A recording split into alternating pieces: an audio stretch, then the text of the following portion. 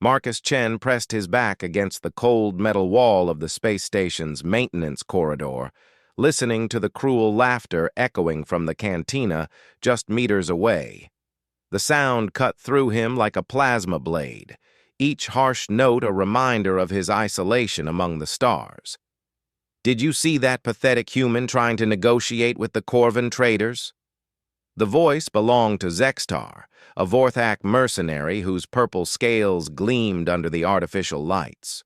His 3 eyes glowed with malicious amusement as he recounted the day's events to his companions.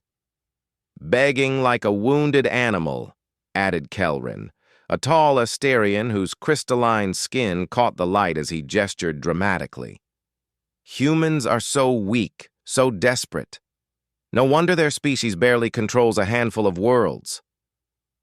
Marcus closed his eyes, remembering the humiliation from earlier that day. He had approached the Corvan Trading Consortium with a legitimate business proposal, hoping to secure mining rights for rare earth elements on a distant moon. His small company, Chen Enterprises, needed this deal to survive. He had prepared for months, studied their customs, learned their language protocols. The Corvans had listened politely at first. Their insectoid features remained neutral as Marcus presented his proposal using their traditional greeting rituals. He had offered fair terms, competitive rates, and even suggested a partnership that would benefit both species. Everything had seemed to go well until the end of the meeting. Then they started laughing, not just polite dismissal or professional rejection.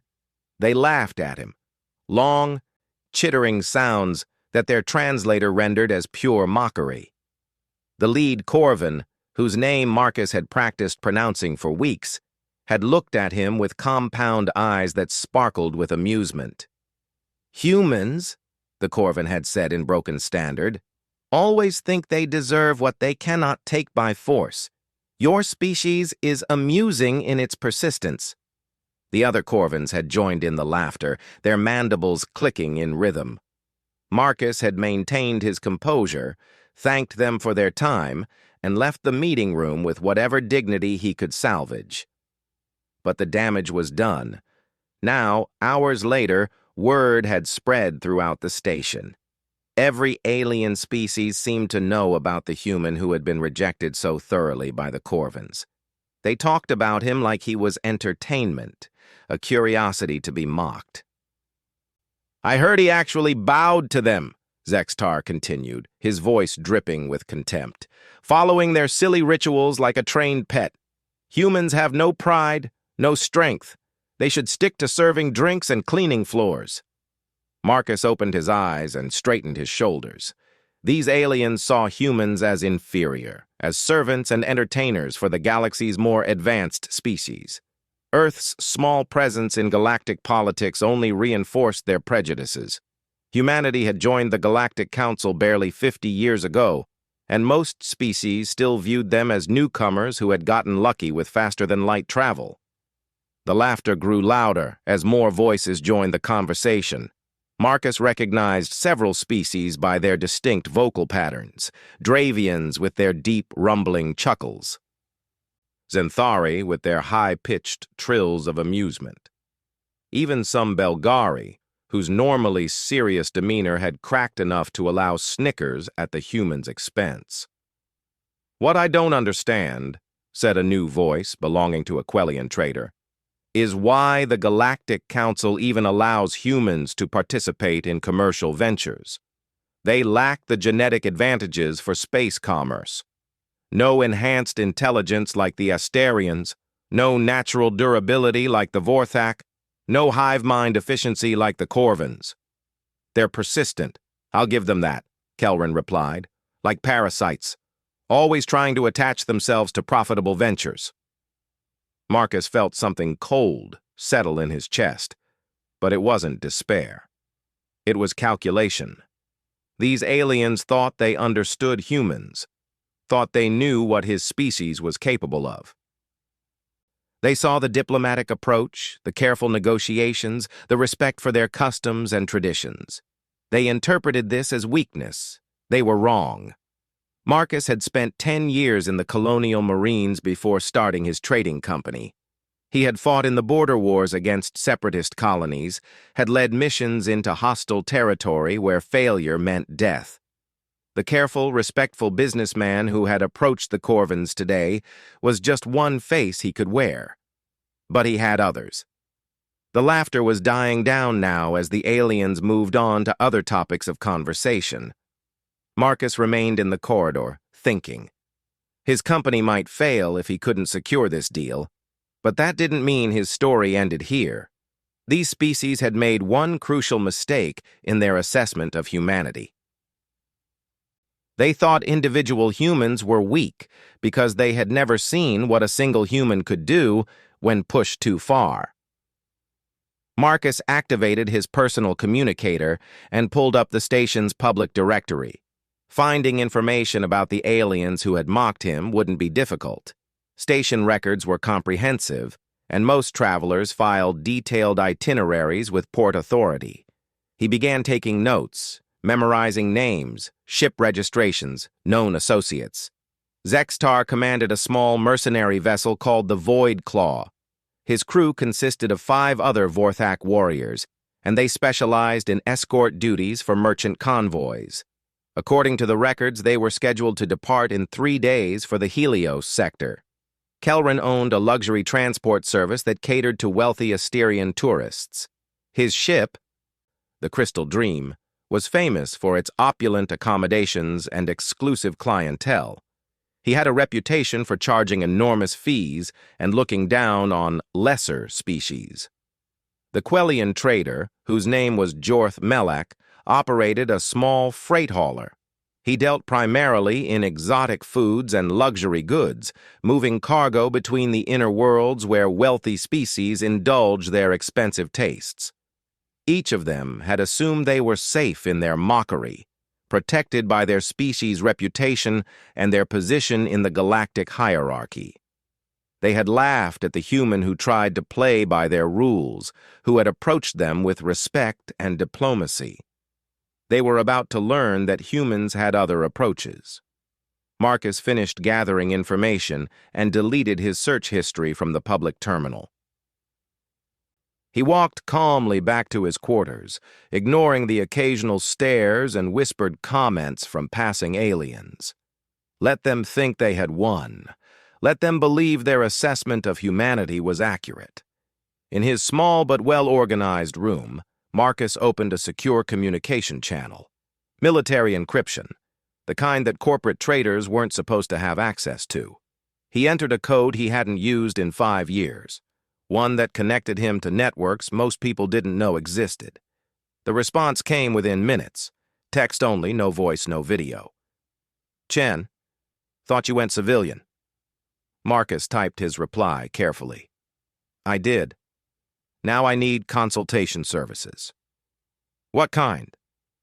Intelligence gathering, target assessment, strategic planning. There was a pause before the next message appeared. Personal matter? Very personal. Understood. We'll forward your request to appropriate specialists. Expect contact within 24 hours. The connection closed, leaving no trace of the conversation. Marcus leaned back in his chair and allowed himself a small smile. The aliens in the cantina thought they understood humans because they had observed their diplomatic efforts, their trade proposals, their attempts to fit into galactic society. But diplomacy was just one tool in humanity's arsenal. And when diplomacy failed, humans had other options. Marcus began planning his next moves, but first he needed more information. He activated his room's entertainment system and pulled up news feeds from across the galaxy. If he was going to track down the aliens who had humiliated him, he needed to understand their roots, their habits, their vulnerabilities. The Vorthak were warriors, but they were also predictable. Their honor codes and battle traditions could be turned against them. The Asterians were arrogant, convinced of their intellectual superiority, which made them careless about security. The Quellians were greedy, always looking for the next profitable deal, which meant they took risks.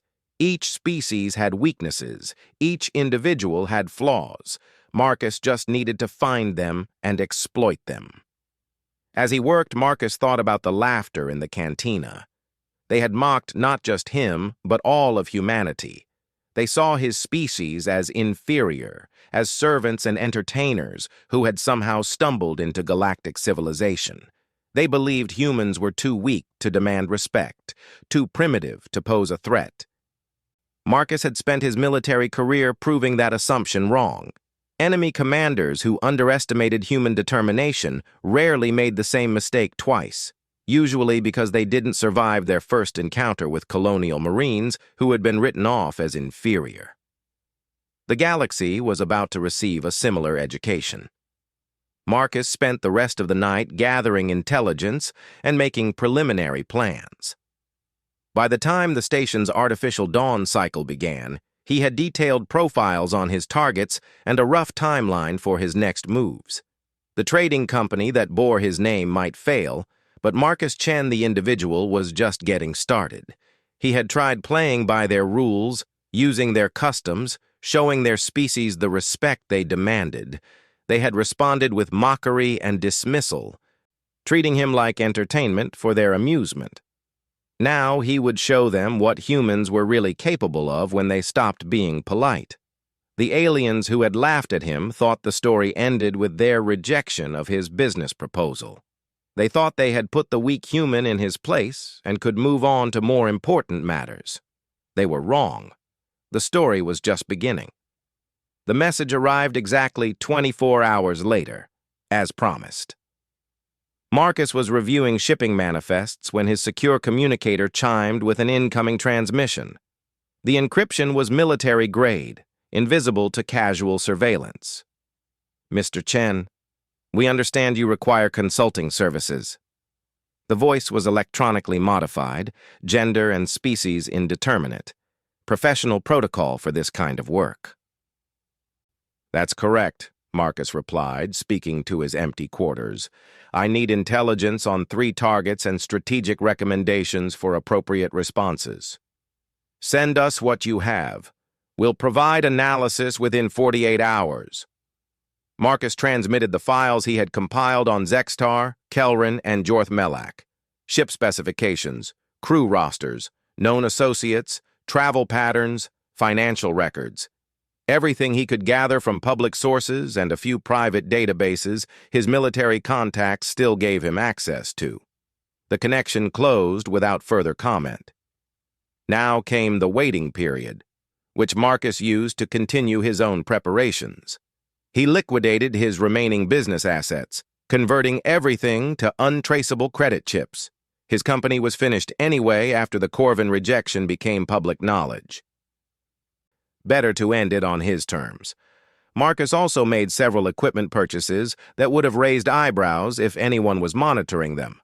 Personal protection gear, surveillance equipment, communication jammers. Nothing illegal, but definitely more than a failed trader would normally need. On the second day, the analysis arrived. The files were comprehensive, far beyond what Marcus could have gathered alone. His consultants had accessed shipping records, communication logs, financial transactions, and personal histories going back decades. They had identified patterns, weaknesses, and opportunities that would have taken him months to discover. Zextar was exactly what he appeared to be, a brutal but predictable warrior who solved problems with violence. His mercenary company survived by intimidating weaker opponents and avoiding fights they couldn't win. The Vorthak's weakness was his pride. He never backed down from a direct challenge, even when tactical retreat would be wiser. Kelrin was more complex. The Asterian had built his luxury transport business through a combination of genuine skill and ruthless elimination of competition. He bribed officials, spread rumors about rivals, and used his species' reputation for intellectual superiority to justify charging excessive fees. His weakness was his ego. He couldn't resist opportunities to prove how much smarter he was than everyone else. Jorth Melak was the most interesting case. The Quellian trader appeared legitimate on the surface, but the deep analysis revealed connections to several criminal organizations. He smuggled contraband alongside his regular cargo, taking advantage of his reputation as a harmless food merchant. His weakness was greed. He would risk almost anything for sufficient profit. Each file included detailed recommendations for what the analysts termed corrective engagement. They had studied the target's routes, identified vulnerabilities, and suggested approaches that would maximize psychological impact while minimizing legal complications. Marcus read through everything twice, memorizing details and considering options. His consultants were thorough, but the final decisions were his to make. He could choose subtle approaches that would slowly erode his target's positions, or dramatic confrontations that would send clear messages about human capabilities. He chose drama. The first target was Zex Tar, whose mercenary vessel had departed the station as scheduled. The Void Claw was currently escorting a Belgari merchant convoy through the neutral zone, a region where pirates and raiders operated with minimal interference from galactic authorities. Perfect hunting grounds. Marcus booked passage on a fast courier ship that would intercept the convoy's route 3 days ahead of their projected arrival time. The captain was human, a former Navy pilot who didn't ask uncomfortable questions about passenger motivations. Marcus paid extra for a private cabin and access to the ship's communication array. While traveling, Marcus studied everything he could find about Vorthak culture and psychology. Their society was built around concepts of honor and strength, with elaborate codes governing challenges and combat. A warrior who was defeated in single combat lost status among his peers, while one who refused a proper challenge was considered cowardice. The courier ship reached the intercept coordinates 12 hours ahead of schedule. Marcus transferred to a small private shuttle he had arranged to meet them there, another contact from his military days who specialized in discreet transportation. The pilot was a taciturn woman who had learned not to question unusual passenger requests. "You sure about this location?" she asked as they approached the coordinates Marcus had specified. "Nothing out here but empty space and asteroid debris." "This is exactly where I need to be," Marcus confirmed, checking his equipment one final time. "Drop me at those coordinates and wait for my signal. If you don't hear from me in 6 hours, leave without me." "Your credits, your choice," the pilot shrugged. "But this feels like suicide." Marcus activated his personal armor and checked his weapon systems. Military-grade equipment, officially decommissioned but still fully functional. The armor was designed for hostile environment operations, with full life support and enhanced mobility systems. His weapons included both lethal and non-lethal options, depending on how the encounter developed. The shuttle deployed him near a large asteroid that provided both cover and sensor shadow. Marcus used micro-thrusters to position himself in the convoy's projected path, then activated stealth systems that would make him nearly invisible to standard sensors. All he had to do now was wait. The Belgari convoy arrived exactly on schedule, their bulky cargo haulers protected by Zextar's mercenary escort. The Void Claw flew point position, its weapon systems active and scanning for threats. Standard escort pattern, professional but predictable. Marcus waited until the convoy was fully committed to their course through the asteroid field, then activated a broad-spectrum distress beacon. The signal appeared to come from a disabled civilian vessel trapped among the asteroids, exactly the kind of situation that required investigation under galactic maritime law. The convoy slowed as they detected the signal. Marcus watched through his armor's enhanced optics as the escort vessels moved into search pattern. Zextar's ship took the lead, as expected. Vorthak warriors never sent subordinates to investigate potential threats. The Void Claw approached Marcus's position cautiously, weapons charged but not locked on target.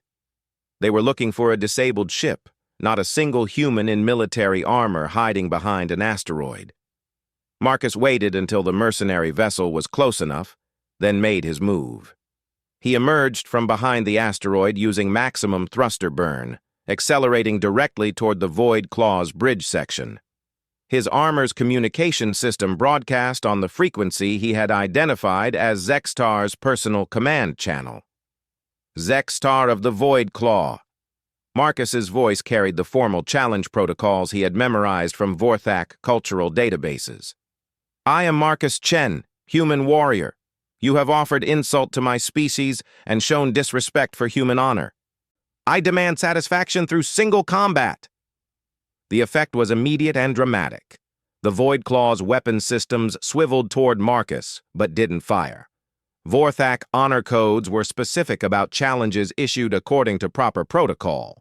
Zextar couldn't simply blast Marcus out of space without losing status among his own crew. Human! Zextar's reply crackled with fury and confusion. You dare challenge me? You are nothing but a weak merchant who begs for scraps. I am a human warrior, Marcus replied, continuing his approach toward the mercenary ship. Your words in the station cantina marked you as coward and fool. Face me in combat or be known throughout the galaxy as one who hides behind his ship's weapons when challenged by a superior opponent. Marcus could hear the rage building in Zextar's voice. Vorthak psychology was straightforward when it came to matters of honor. The mercenary commander was trapped between his prejudices about human weakness and his cultural obligations regarding formal challenges. You think your pathetic armor can match Vorthak's strength? Zextar snarled. Very well, human fool. I accept your challenge. Single combat, no weapons, personal strength only. Agreed, Marcus replied, though he had no intention of fighting fairly. Humans hadn't survived in a hostile galaxy by adhering to alien concepts of honor. Prepare your combat bay. I'm coming aboard. The Void Claw's docking bay doors opened as Marcus adjusted his approach vector. He could see the other mercenary vessels holding position, their crews no doubt watching with fascination as their commander prepared to crush a single human challenger. Marcus smiled grimly inside his helmet. These aliens thought they understood human capabilities because they had seen human diplomats and traders being polite and respectful. They had no idea what humans were like when politeness stopped working. As his boots touched the deck of the Void Claw, Marcus activated several hidden systems in his armor. The coming fight would be educational for all involved, but probably not in the way Zextar expected.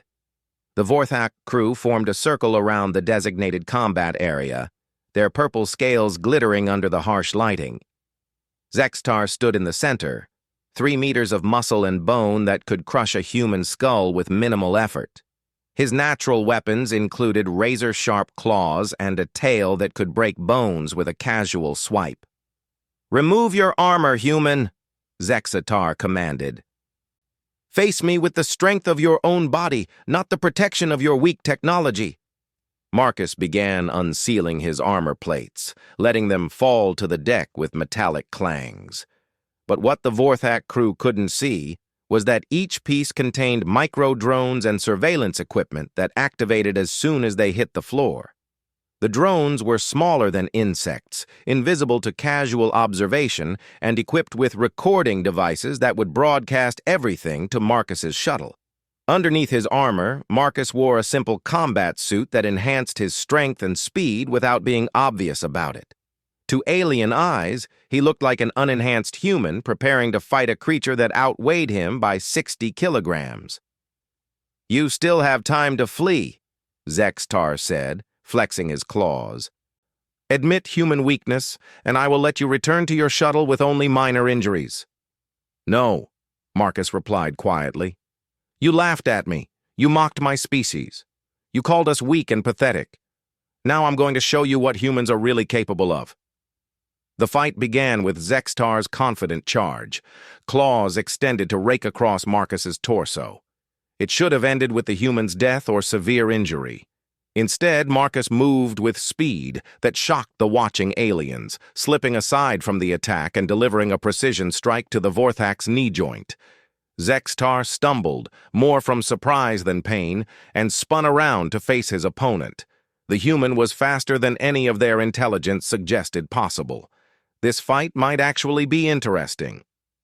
For the next several minutes, the two combatants circled each other, exchanging blows and testing defenses. Zextar's natural advantages were obvious, but Marcus's speed and tactical intelligence were keeping him competitive. The watching crew began to mutter among themselves, surprised that their commander wasn't dominating the combat. Then Marcus stopped holding back. The enhanced combat suit activated its full capabilities, turning the human into something that moved like lightning and struck like a sledgehammer. Marcus began systematically dismantling Zextar's defenses, targeting nerve clusters and joint articulations that would disable without killing. The Vorthak commander found himself on the defensive, then on the ground, then completely unable to continue fighting. Marcus stood over his defeated opponent, not even breathing hard, while the alien crew stared in shocked silence. "This is what humans are capable of," Marcus announced, his voice carrying to every corner of the combat bay. "When we approach you with diplomacy and respect, it's not because we're weak. It's because we're giving you the chance to be civilized." He activated his armor's communication systems, broadcasting on multiple frequencies that would reach every ship in the convoy. "Tell others what you have seen here today. A single human defeated your champion in fair combat. Spread the word throughout the galaxy. Humans are not the weak servants you believe us to be." Marcus began putting his armor back on, ignoring the hostile stares from the Vorthak crew. None of them moved to help their fallen commander, who was conscious but thoroughly beaten. Vorthak respect strength above all else, and Marcus had just proven himself the stronger fighter. As he sealed the final armor plate, Marcus looked down at Zextar one final time. "The next time you see a human trying to do business with your species, remember this moment. Remember that we choose to be polite, not because we have to be." Marcus walked calmly to the docking bay doors, where his shuttle was waiting to retrieve him. Behind him, the Vorthak crew helped their commander to his feet, their confidence in alien superiority badly shaken. The first lesson had been delivered. 2 more targets remained. Word of the confrontation with Zextar spread through the galactic communication networks faster than Marcus had anticipated. Within 48 hours, every major news service was carrying the story of a human merchant who had challenged and defeated a Vorthak warrior in single combat. Most reports dismissed it as propaganda or mistranslation, but the footage from Marcus's microdrones provided undeniable proof. Marcus watched the coverage from his quarters aboard a passenger liner headed for the Centauri hub, where his second target was currently docked. The reporters struggled to explain how a primitive human had overcome a Vorthak's natural advantages, with expert commentators suggesting everything from illegal enhancement drugs to advanced technology hidden beneath the human skin. None of them considered the simplest explanation, that their assumptions about human capabilities were wrong. Kelrin's luxury transport service was based at Centauri Hub, a massive space station that catered to the galaxy's wealthiest citizens. The Crystal Dream was scheduled to depart in 3 days with a cargo of Asterian dignitaries headed for a cultural exchange on Proxima Prime.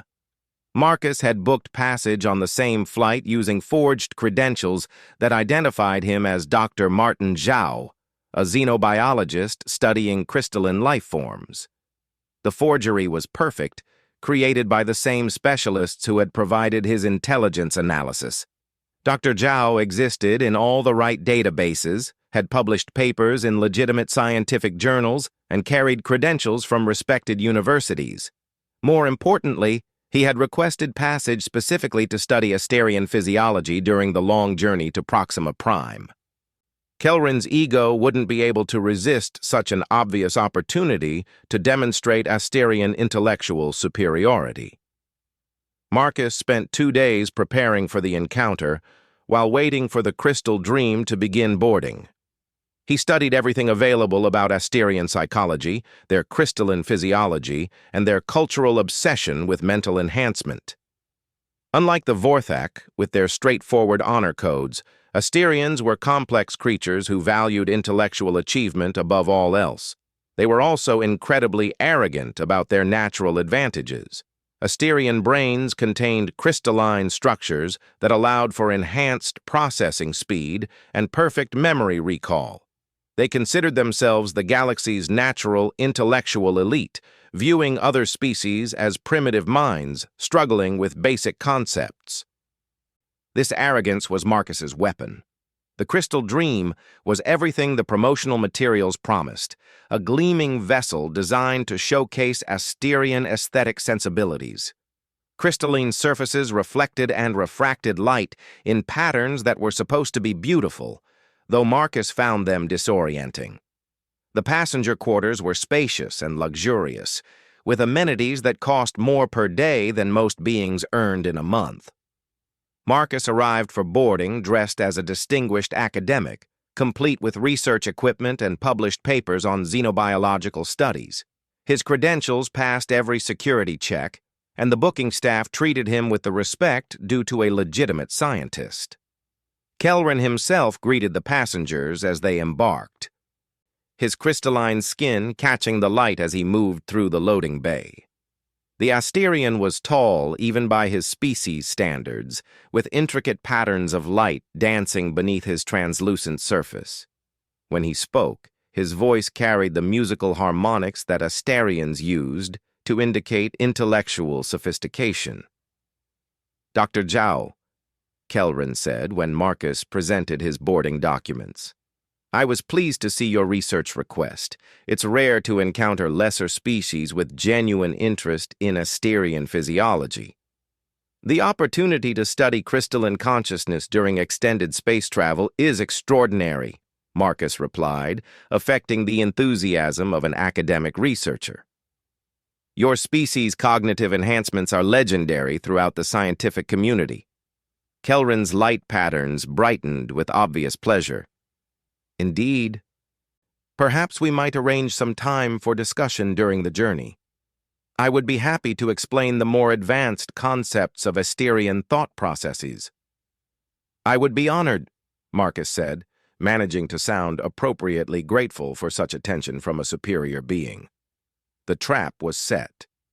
The Crystal Dream departed Centauri Hub precisely on schedule, its passenger manifest including 12 Asterian dignitaries, 3 alien cultural attachés, and 1 human xenobiologist. The journey to Proxima Prime would take 8 days through hyperspace, plenty of time for an extended academic discussion. Marcus spent the first day establishing his cover identity, making notes about Asterian behavior patterns and engaging in casual conversations with other passengers. He played the role of an eager researcher perfectly, asking intelligent questions and showing appropriate deference to Asterian intellectual superiority. On the second day, Kelrin invited him to a private meeting in the ship's observation lounge. The space was designed to showcase the beauty of hyperspace travel, with wide, transparasteel windows that revealed the swirling chaos of faster-than-light transit. Crystalline sculptures reflected the cosmic display, creating an atmosphere of transcendent contemplation. "Dr. Zhao," Kelrin began, settling into a chair that complemented his species' unique physiology. "I've been reviewing your published work. Quite impressive for a human researcher." "Thank you," Marcus replied modestly, "though I'm sure my understanding is primitive compared to Asterian cognitive science." "Naturally," Kelrin agreed without any pretense of humility. "But your species' efforts to comprehend advanced concepts are admirable in their way. Tell me, what aspects of Asterian consciousness do you find most challenging to grasp?" Marcus had prepared for this question. Over the next hour, he engaged Kelrin in increasingly complex discussions about crystalline neural networks, consciousness enhancement, and the philosophical implications of superior intelligence. He asked exactly the right questions, ones that allowed the Asterian to display his knowledge while reinforcing his sense of intellectual dominance. "Fascinating," Marcus said after Kelrin finished explaining the mathematical foundations of Asterian thought acceleration. I wonder, though, if such advanced cognitive processing might create vulnerabilities as well as advantages. Kelrin's light patterns shifted to indicate mild amusement. Vulnerabilities? I'm afraid you misunderstand the nature of crystalline consciousness, Doctor. Our enhanced cognition eliminates the weaknesses that plague primitive minds. Of course, Marcus agreed quickly. I was thinking more about, well, perhaps a theoretical exercise would be appropriate. A thought experiment, if you will. The Asterian leaned forward with obvious interest. He couldn't resist an opportunity to demonstrate his intellectual superiority through complex theoretical analysis. What kind of thought experiment? Marcus activated his personal data pad and displayed a series of mathematical equations that had been carefully crafted by his specialist consultants. To a normal observer, they appeared to be legitimate xenobiological formulas. To an Asterian with enhanced cognitive processing, they would trigger automatic analysis patterns that could be manipulated. These represent metabolic conversion rates in crystalline neural tissue, Marcus explained. I'm trying to understand how enhanced processing speed affects long-term stability in the crystal matrix. Kelrin studied the equations with the intense focus that Asterians brought to all intellectual challenges. His enhanced mind began processing the mathematical relationships, seeking patterns and solutions that would demonstrate his superior analytical capabilities. What he didn't realize was that the equations contained subtle feedback loops designed to exploit the very enhancement that made him feel superior. The mathematical structures triggered cascade effects in crystalline neural networks, creating processing loops that grew exponentially more complex. These are quite sophisticated, Kelrin murmured, his light patterns shifting to deep concentration modes. The relationships between metabolic efficiency and cognitive acceleration are interesting. Marcus watched carefully as the Asterian's enhanced mind became increasingly absorbed in the mathematical puzzle. Kelrin's breathing grew shallow and his light patterns became erratic as his consciousness focused entirely on solving the theoretical problem. The equations were designed to be unsolvable while appearing to have elegant solutions just out of reach. An enhanced Asterian mind would keep searching for answers, diving deeper into recursive analysis loops that consumed increasing amounts of cognitive resources. Doctor, Kelrin said after several minutes, his voice strained. These calculations are creating some unusual resonance patterns in my neural matrix. Really? Marcus feigned concern while closely monitoring the Asterian's condition. Perhaps we should stop the analysis. I wouldn't want to cause any discomfort. No, Kelrin replied firmly, his pride overriding his growing discomfort. Asterian minds are capable of handling any mathematical challenge. I simply need to approach the problem from a different vector.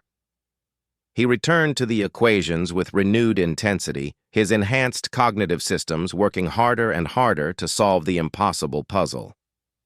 Marcus could see the physical effects as Kelrin's crystalline skin began to show stress fractures, and his harmonious voice took on discordant notes. I must say, Marcus commented casually, it's fascinating to observe Asterian cognitive enhancement in action, though I have to wonder if there might be practical limits to even your species' intellectual capabilities. The suggestion struck Kelrin like a physical blow. The idea that his enhanced mind might have limitations was unthinkable, a direct challenge to everything Asterians believed about their intellectual superiority. Impossible, Kelrin declared, pouring even more cognitive resources into the mathematical analysis. Asterian consciousness transcends the boundaries that constrain primitive minds. We have no limits. Marcus nodded sympathetically while making notes on his data pad. Of course, I'm simply observing that the equations seem to be creating significant strain on your neural networks. Perhaps a different approach. I don't need a different approach, Kelrin snapped, his usual musical voice becoming harsh and discordant. "I can solve any mathematical challenge, no matter how complex." The Asterian's pride had become his weakness, exactly as Marcus had planned. Kelrin couldn't admit that the equations were beyond his capabilities without acknowledging that Asterian cognitive enhancement had limitations. His enhanced mind trapped him in recursive analysis loops that grew more consuming with each passing minute. "Kelrin," Marcus said quietly, "you're damaging your neural matrix. These equations aren't worth risking your health." "You don't understand," Kelrin replied, his light patterns now flashing erratically. "I'm close to a breakthrough. I can feel the solution just beyond my current processing capacity. I just need to push a little harder." Marcus watched as the proud Asterian drove himself deeper into cognitive overload, his enhanced mind destroying itself in pursuit of an impossible mathematical solution. The irony was perfect. Kelrin's intellectual superiority was being used against him by a primitive human who understood psychology better than the Asterian understood his own limitations. After 30 minutes of recursive analysis, Kelrin collapsed. His crystalline skin had developed stress fractures throughout his body, and his enhanced neural networks had effectively burned themselves out trying to solve Marcus's impossible equations. He would survive, but his cognitive enhancements were permanently damaged. Marcus called for medical assistance and stayed with the fallen Asterian until help arrived. To the ship's medical team, it appeared that Dr. Zhao had been conducting legitimate research when his subject suffered an unexpected neural overload. The human researcher expressed appropriate concern and offered his full cooperation with the medical investigation. As Kelrin was taken to the medical bay, Marcus gathered his research materials and returned to his quarters. The second lesson had been delivered, though this time the method was psychological rather than physical. The galaxy's most intellectually advanced species had been defeated by simple human understanding of pride and cognitive limitations. Marcus activated his secure communicator and transmitted a brief status report to his consultants. 2 targets down, 1 remaining. The final lesson would be the most complex, because Jorth Melak was neither a simple warrior nor an arrogant intellectual. The Quellian traitor was a criminal who understood that survival often required adapting to unexpected threats. But Marcus had learned something important from his encounters with Zextar and Kelrin. Each alien species believed their natural advantages made them superior to humans. But those same advantages could become vulnerabilities when properly exploited. Jorth Melek's weakness was greed, and Marcus was about to offer him a deal that would be impossible to refuse. The news networks couldn't stop talking about the human incidents that were spreading across the galaxy. First, a human merchant had somehow defeated a Vorthak warrior in single combat. Then, a distinguished Asterian intellectual had suffered a mysterious cognitive breakdown while consulting with a human researcher. The pattern was becoming impossible to ignore, though most commentators still refused to consider the obvious explanation. Marcus monitored the coverage from his private quarters aboard a freight hauler bound for the Outer Rim territories. His final target, Jorth Melak, was currently conducting business in the lawless regions where galactic authority was more suggestion than enforcement. The perfect place for a confrontation that needed to remain off the official record. The intelligence files on Melak had revealed a complex web of criminal enterprises hidden beneath his legitimate food trading business. The Quellians smuggled weapons, drugs, and contraband technology throughout the galaxy, using his reputation as a harmless merchant to avoid scrutiny from law enforcement. His weakness was greed, but unlike the straightforward pride of the Vorthak or Asterians, greed was a more sophisticated motivation that required careful manipulation. Marcus had spent weeks preparing the final lesson, working with his specialist consultants to create an opportunity that would be irresistible to someone like Melak. They had crafted a complete false identity, established shell companies, and created a trail of evidence that would lead the Quellian trader into a carefully constructed trap. The freight hauler dropped Marcus at Terminus Station, a lawless trade hub where questions weren't asked and credits were the only currency that mattered. The station existed in disputed space between three different galactic powers, which meant no single authority could effectively police its activities.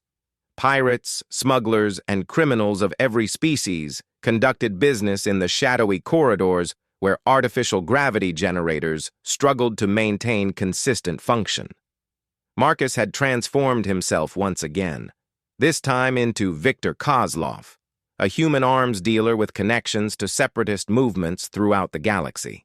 The identity was backed by years of fabricated history, complete with transaction records, reputation markers, and criminal contacts that could be verified through the underground networks that Melek would certainly investigate. Finding the Quellian trader wasn't difficult. Melek operated from a semi-permanent berth in the station's commercial sector, where his ship, the Plenty's Horn, served as both transportation and mobile headquarters.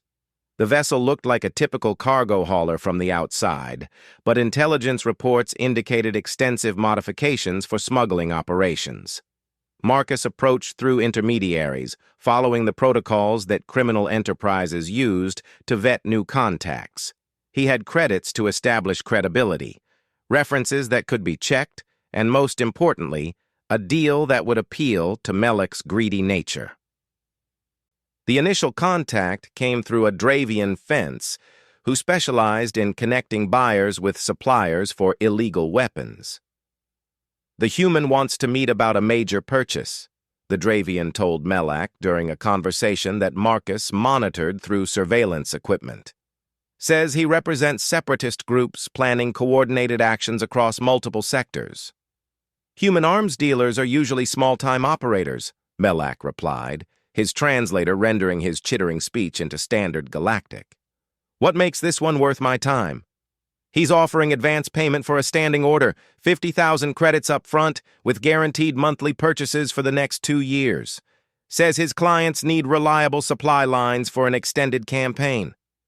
Marcus could almost hear the Quellian's greed activating.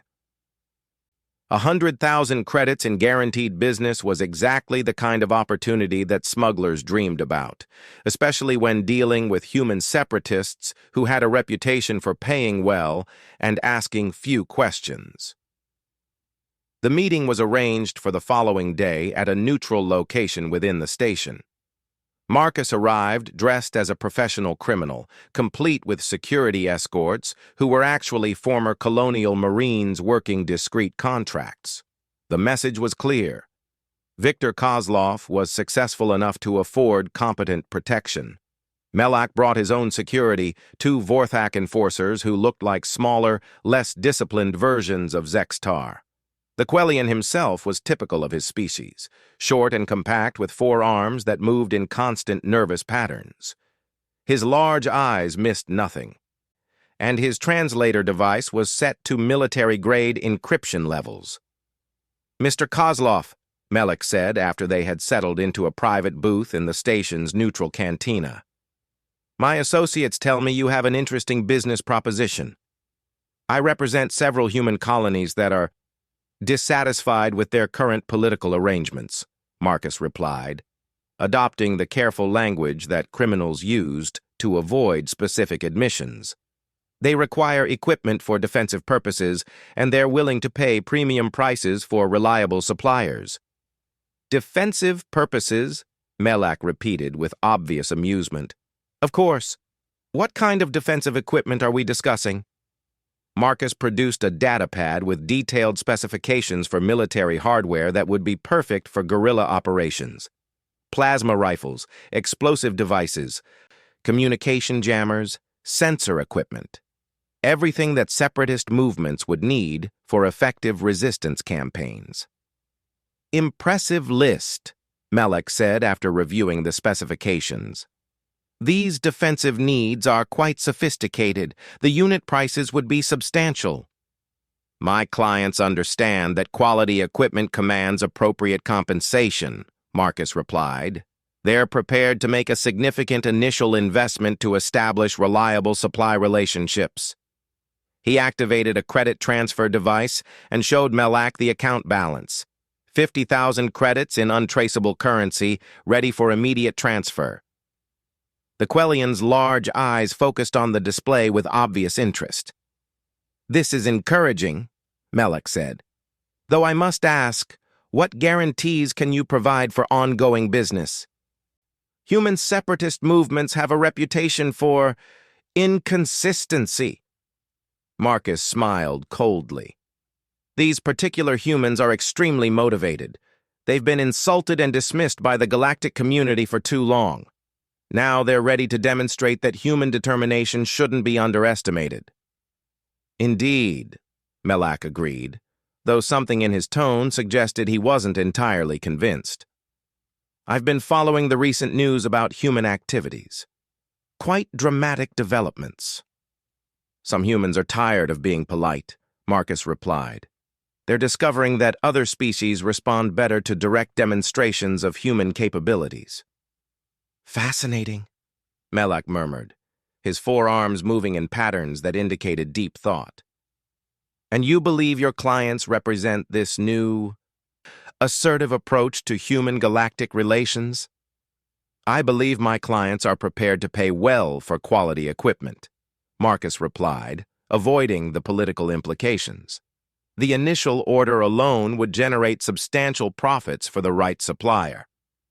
Melak studied the credit display for several more minutes, his greed clearly warring with his survival instincts. 50,000 credits was a significant sum, but dealing with human separatists could be dangerous if they attracted unwanted attention from galactic authorities.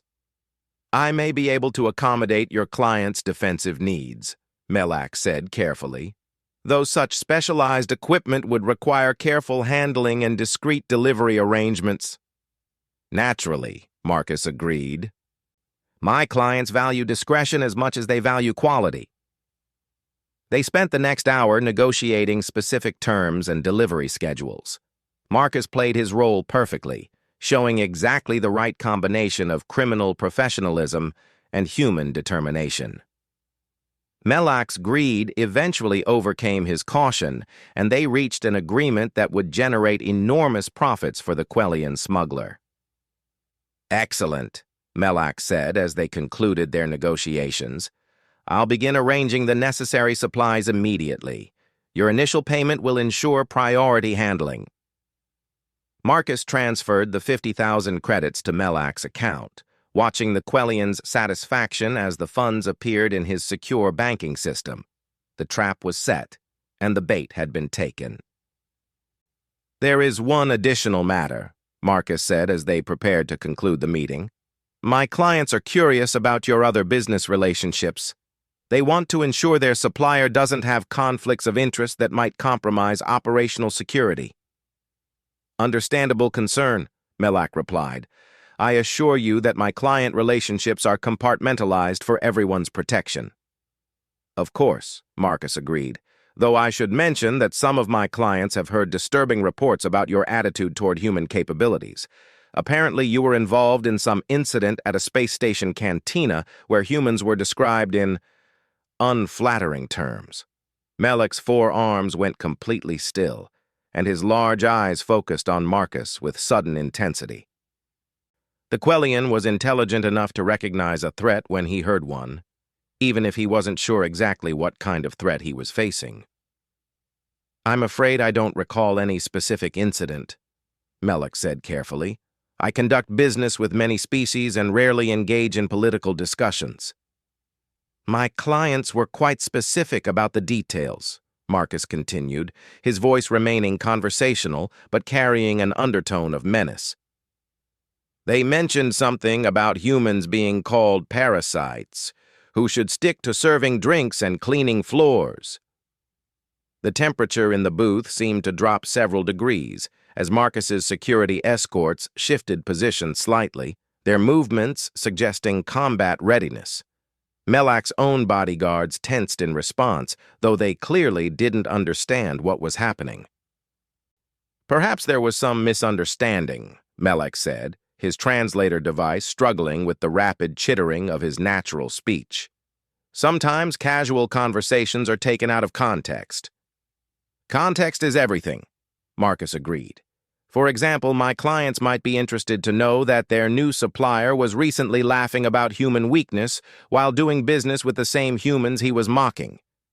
Marcus activated a small device that projected a holographic recording of the cantina conversation from weeks ago. Melek's voice was clearly audible, translated into standard galactic, as he described humans as persistent parasites who lacked the genetic advantages necessary for successful space commerce. Interesting perspective, Marcus said as the recording concluded. My clients are wondering if someone who holds such strong opinions about human limitations can be trusted to provide reliable service to human customers. Melek was trapped, and he knew it. His greed had led him into a business relationship with someone who had the power to expose his hypocrisy and destroy his reputation among human clients. Worse, he was beginning to suspect that Viktor Kozlov might be connected to the mysterious human who had been humiliating aliens across the galaxy. I believe there may have been some misunderstanding about my statements, Melek said desperately. Cultural differences in humor, perhaps. I have great respect for human determination and business acumen. Do you? Marcus asked, leaning forward slightly. Because my clients are curious about what you really think of human capabilities. They're wondering if you still believe humans are too weak to pose any real threat to superior species. The question hung in the air like a blade waiting to fall. Melek understood that his answer would determine whether he walked away from this meeting with a profitable new business relationship or something much worse. I think, Melek said slowly, that humans are far more dangerous than most species realize. Recent events have made that quite clear. Indeed they have, Marcus agreed, sitting back in his chair.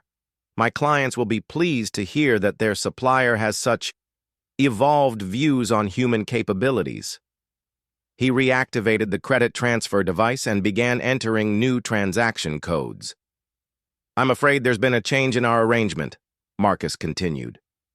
My clients have decided they no longer require your services. The 50,000 credits you received were actually a consultation fee for this educational conversation. Melek started to protest, but Marcus continued speaking before the Quellian could form words. However, my clients are prepared to consider additional consulting arrangements if you're interested in spreading awareness about human capabilities throughout your business network.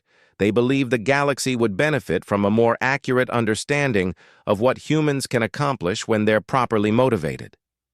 Marcus stood up, his security escorts moving smoothly into protective formation around him. Think about it, Melek. You've seen what happened to Zextar and Kelrin. You've experienced how quickly human attitudes can change when respect isn't forthcoming. Spread the word through your criminal networks. Humans are not the weak prey species that aliens believe us to be. Marcus walked toward the cantina exit, then paused and looked back at the stunned Quellian trader. Oh, and Melek? Keep the 50,000 credits. Consider it payment for the most valuable education you'll ever receive. The next time you see a human trying to do business with your species, remember this conversation. Remember that we choose to be polite not because we're weak, but because we're giving you the chance to be civilized. With that, Marcus left the cantina and made his way back toward the docking bays where his transport was waiting. Behind him, Melek sat in stunned silence, finally understanding that he had become part of something much larger than a simple arms deal. The 3 lessons had been delivered to the galaxy's major species through their representatives. The Vorthak had learned that human physical capabilities were more dangerous than their diplomatic approach suggested. The Asterians had discovered that their intellectual superiority could be turned against them by beings who understood psychology better than mathematics, and now the criminal networks that connected all species would carry the message that humans were not the safe targets that aliens believed them to be. Marcus's personal vendetta was complete. but the implications would ripple throughout galactic civilization. Every species that had dismissed humans as weak servants and entertainers would now have to reconsider their assumptions. Every alien who had laughed at human attempts at diplomacy would remember that humans had other options when politeness failed. The galaxy was learning what the colonial marines had always known. Humans were most dangerous when other species thought they were harmless. And sometimes, a single human with the right motivation could accomplish more than entire fleets when it came to changing alien perspectives. Marcus smiled as his transport departed Terminus Station, carrying him toward whatever came next. The aliens who had laughed at him in that cantina had learned their lesson, but more importantly, they had become teachers themselves, spreading knowledge about human capabilities to every corner of the galaxy. The laughter had stopped, replaced by something much more useful: respect born from fear, and fear born from understanding that humans were far more dangerous than anyone had imagined.